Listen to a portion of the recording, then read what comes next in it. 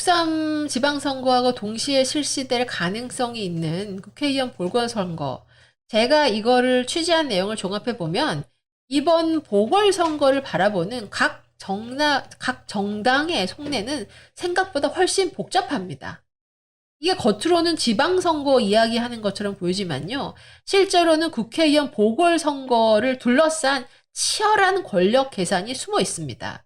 그래서 저 조수진이 정당마다 숨어 있는 진짜 정치 이야기, 즉 국회의원 보궐선거와 그 보궐선거를 둘러싼 권력 게임을 한번 해보해 보겠습니다.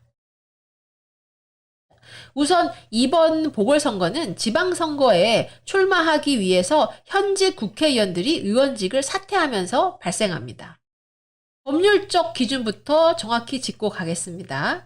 국회의원이 지방선거에 출마하려면 선거일 30일 전까지 의원직을 사퇴해야 됩니다. 그러니까 5월 4일까지 사퇴하면 지방선거 출마는 가능합니다. 여기서 더 중요한 기준이 하나 있습니다. 국회의원 보궐선거가 이번 6월 지방선거와 동시에 실시되려면 4월 30일까지 국회의장의 권한 통지가 완료되어야 합니다.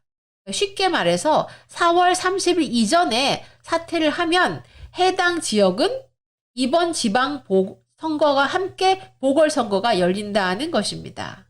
반면에 5월 1일 이후로 넘어서 사퇴를 하면은 지방선거 출마는 가능하지만 그 지역구의 국회의원 보궐선거는 이번이 아니라 내년으로 넘어가게 됩니다.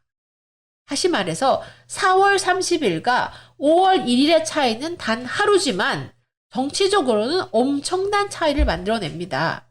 이것은 단순한 행정 일정이 아니라 각 정당의 이해관계와 권력 전략이 얽혀있는 매우 복잡한 정치적 함수입니다.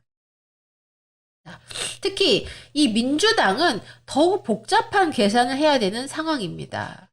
우선 이재명에게 이번 6.3 지방선거는 단순한 지방 권력 재편이 아니라 독재 정권 그리고 장기 집권을 위한 계획을 완성하는 마지막 퍼즐로 생각하고 있습니다. 그래서 정치권에서는 이번 선거를 두고 사실상 정권의 안정성과 향후 개헌 가능성까지 연결되는 중요한 분기점으로 보고 있습니다. 다시 말해서 중앙정부, 당 지도부, 원내 주도권, 지방 권력까지 모두 장악해야지 이재명의 독재 정권 장기 집권을 완성할 수 있다는 것이죠.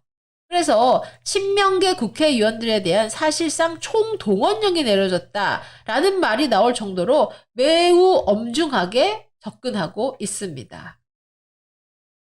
지방선거 승리는요, 단순한 승패가 아니라 이재명에게는 향후 정권 운영의 명분과 동력을 확보하는 문제이기 때문이죠.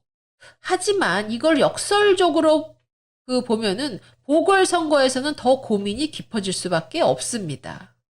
지방선거의 핵심 현역 의원들을 차출하면 전국 선거 전략에는 도움이 될 수 있지만 이들이 떠난 지역구의 국회의원 보궐선거를 반드시 이긴다는 보장이 없기 때문입니다. 그렇지 않습니까?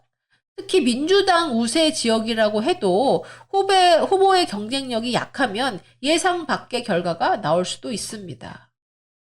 그러면 이러한 걱정을 하는 이유는 민주당의 인재풀이 생각보다는 넓지 않다는 점에 있어요.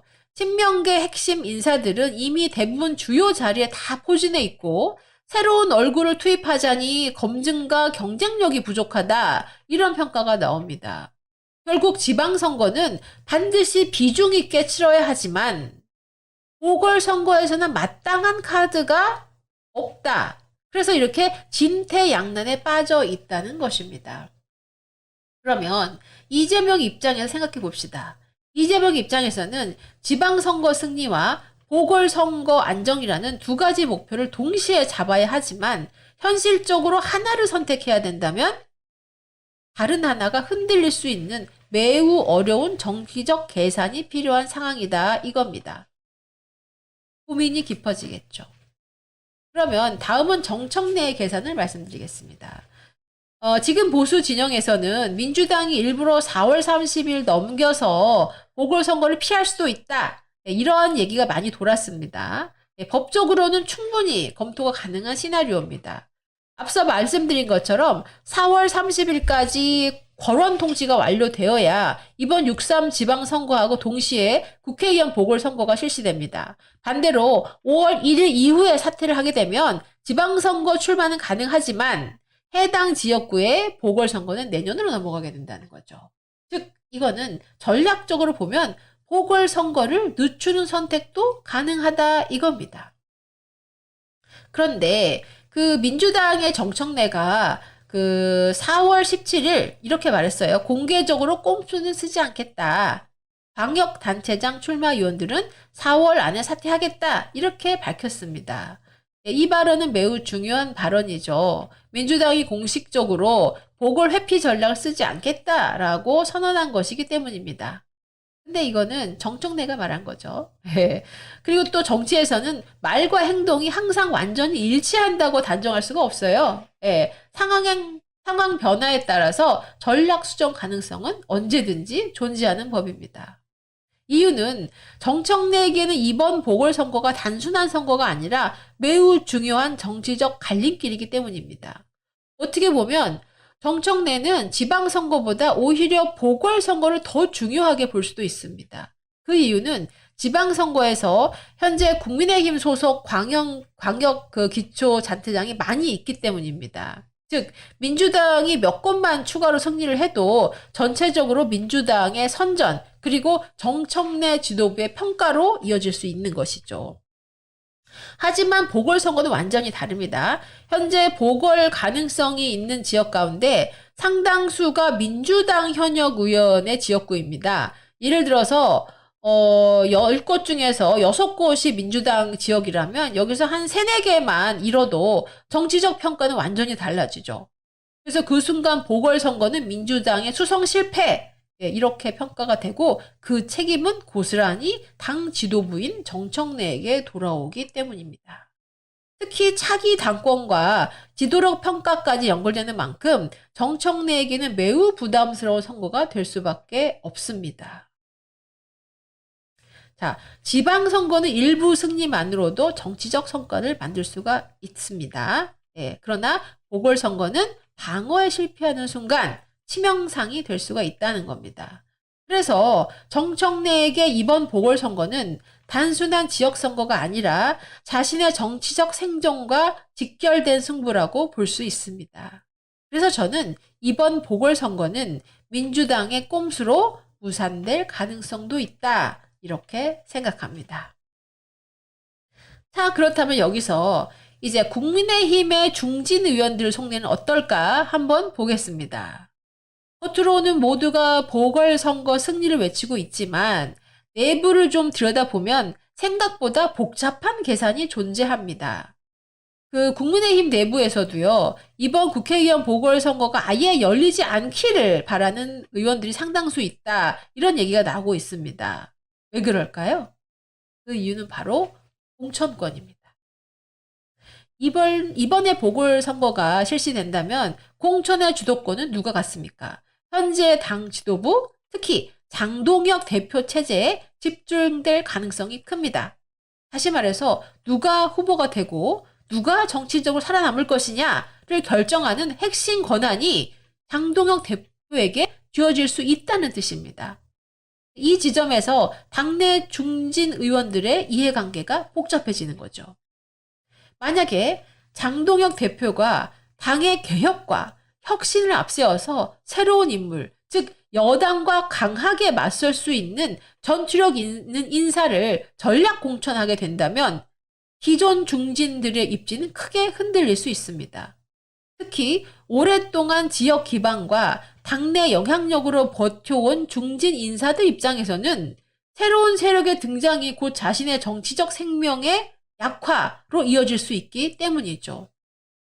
그래서 일부 중진 의원들은 차라리 이번 보궐선거 없이 시간을 벌고 이후 차기 당대표 선거에서 자신들과 가까운 인물을 당권에 올리는 것이 더 유리하다.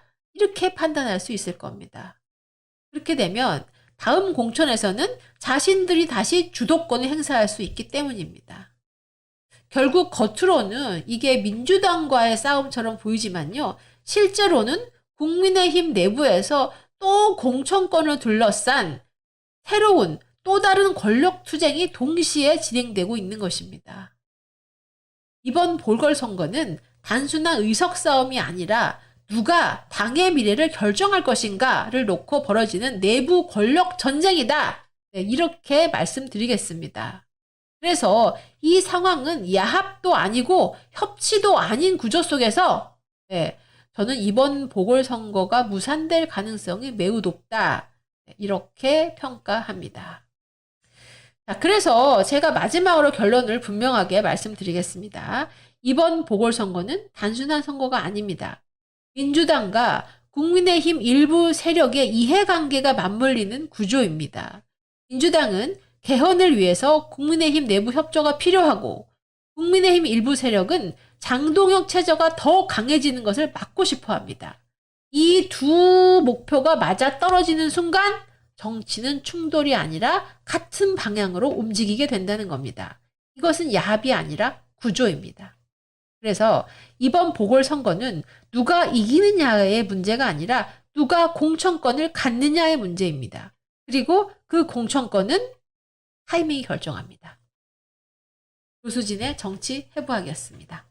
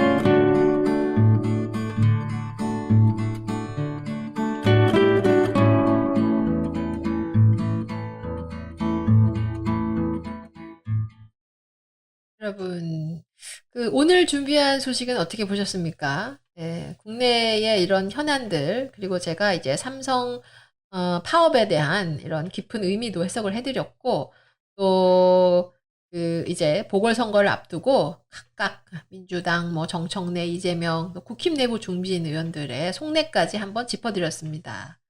자, 제가 이렇게 이제 뉴스 브리핑과 논평을 준비하면서 느낀 점은 이거예요.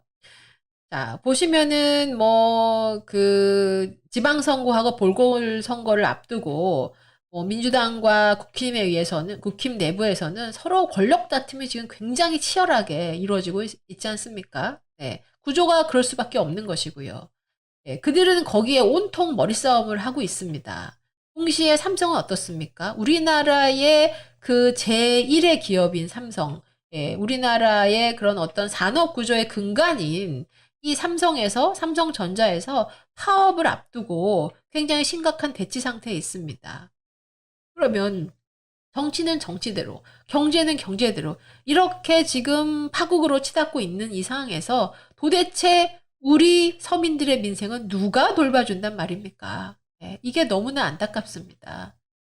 그래서 최소한 이재명 정부라도, 예, 지금 선거가 목전이니까 정당이야. 예, 정권 창출이 목적이기 때문에 그것에 신경을 쓴다고 합시다. 예, 최소한 정부라도 나서서 이 민생의 고충을 들어주고 해결해 줘야 되는데 매일 나오는 뉴스를 보면 장바구니 물가, 폭탄, 예, 나아가서 실업률, 특히 심각한 청년 실업률 이런 얘기가 쏟아지고 있습니다. 그래서 그 궁여지책으로 끌고 나온 것이 이재명의 추경 아닙니까? 예.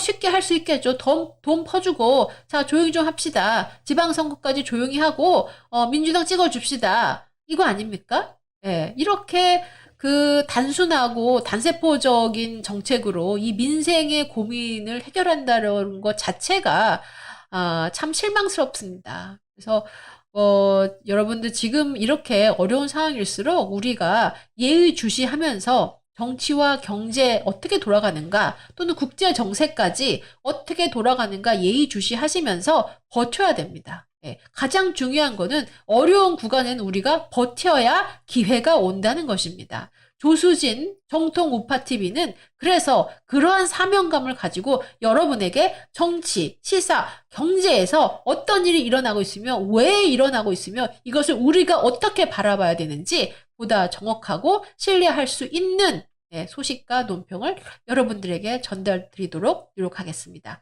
그러면 저는 내일 다시 찾아뵙겠습니다. 감사합니다.